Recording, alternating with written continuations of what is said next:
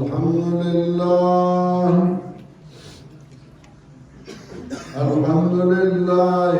نحمده ونستعينه ونستغفره ونعوذ بالله من شرور أنفسنا ومن سيئات أعمالنا من يهده الله فلا مضل له ومن يضلله فلا هادي له ونشهد أن لا إله إلا الله وحده لا شريك له ونشهد أن سيدنا ومولانا محمدا عبده ورسوله صلى الله تعالى عليه وعلى آله وأصحابه وسلم. أما بعد فأعوذ بالله من الشيطان الرجيم. بسم الله الرحمن الرحيم. ولما رجع موسى إلى قومه غضبان آسفا قال بئس ما خلفتموني من بعدي أعجلتم أمر ربكم وألقى الألواح وأخذ برأس أخيه يجره إليه قال ابن أم إن القوم استضعفوني وكادوا يقتلونني فلا تشمت بي الأعداء فلا تجعلني مع القوم الظالمين. قال رب اغفر لي ولأخي وأدخلنا في رحمتك وأنت أرحم الراحمين. سبحان ربك رب العزة عما يصفون وسلام على المرسلين والحمد لله رب العالمين.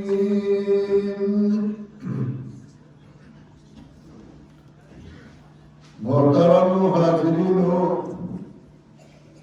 مسلمانانو، نن په دې مدرسه تعلیم القرآن کې اختتامی پروگرام اور بدی اختتامی پروگرام کی مانا زمارور مولی عبدالناصر اور زمانگا بچی مولی عطا اللہ دعوت راکڑے ہو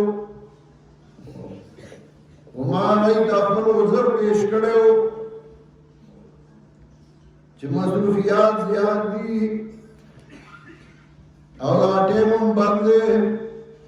نن څلورو ځایونو ته تللي بلکې پنځو ځایونو ته پروګرامونه دي. نو ما دی ته عذر پیش کړی و او بیا چې ما سوچ وکړ نو ما یې د دی د حوصله افزایۍ دپاره او د دې ښکارا کولو لپاره چې دا ځای زمونږ ځای دی، زمونږ د بچو دی، زمونږ د رونو دی او دې کې حاضري دا ضروري ده او لازمي ده. نو بغیر د اطلاع نه زه راروان شوم او چې راورسېدم مامېرای ته نو دوی ته مې اطلاع وکړه چې زه رانږدې یم. په دې نیت او په دې اراده چې دا الله د دې دین خدمت دا چې الله د چانه دی نو دا چانه دی چې هغه د الله خوښي او الله ته نږدې د پروردګار عالم دا قانون دی چې هغه دنیا هم ساتي او دین هم ساتي د دنیا نه ساتله نو دا دنیا به ورانه شوې وه کاروبارونه به ختم شوي وو دنیا به تباه شوې وه دنیا هم ساتي او دین هم ساتي او قانون یې دا دی چې دنیا په مالدارو باندې ساتي د دنیا کارونه د دنیا روزګارونه چلول په مالدارو باندې کوي بادشاهانی وزیرانی بیوروکریسی افسرانی مالداری اور دین اللہ په غریبانو او عاجزانو باندې ساتي دا د الله یو قانون دی او مخلوق دا پریکټیکلی دا کوي عملی طور دا کوي انسانانو د عمل ته وګورئ که دنیا کې مالدار وي نو دنیا نه چلېږي کله چې اقتصادي بحران راشي نو هر سړی تاواني هر سړی نقصان کی دکاندار ځان له چلې وایي کاروباري ځان له چلې وایي مصري ځان له چلې وایي لیډر ځان له چلې وایي او هر یو وایي تباهي ده او ګراني ده هر یو وایي کاروبار نه چلېږي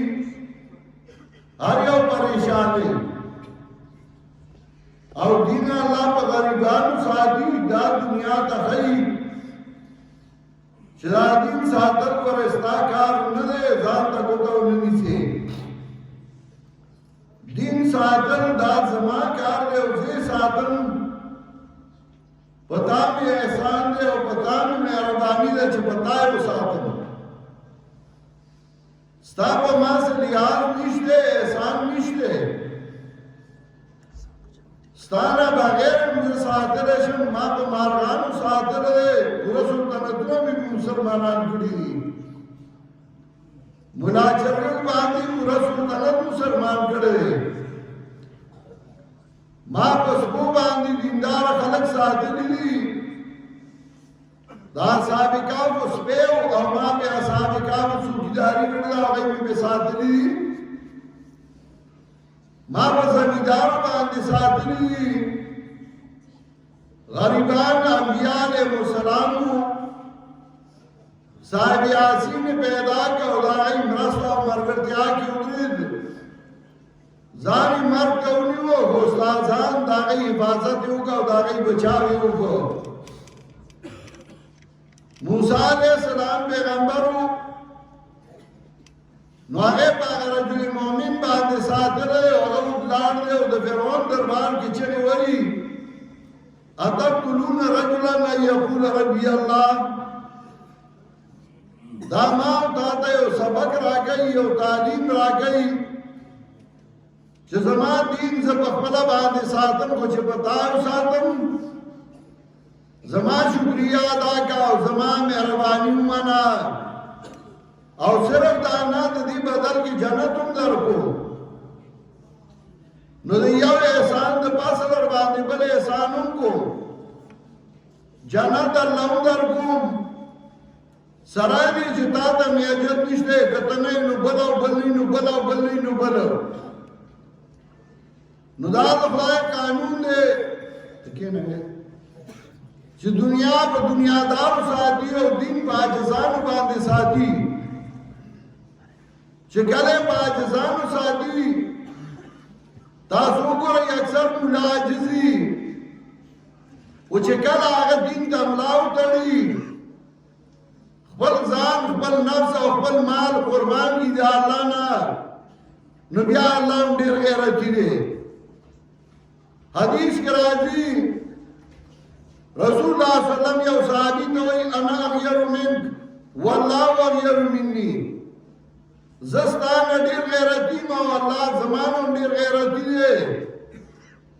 دا الله غیرت خوښ دی د وجې د خنزیر غوښې حرامه کړې ده چې هغه بې غیرته دی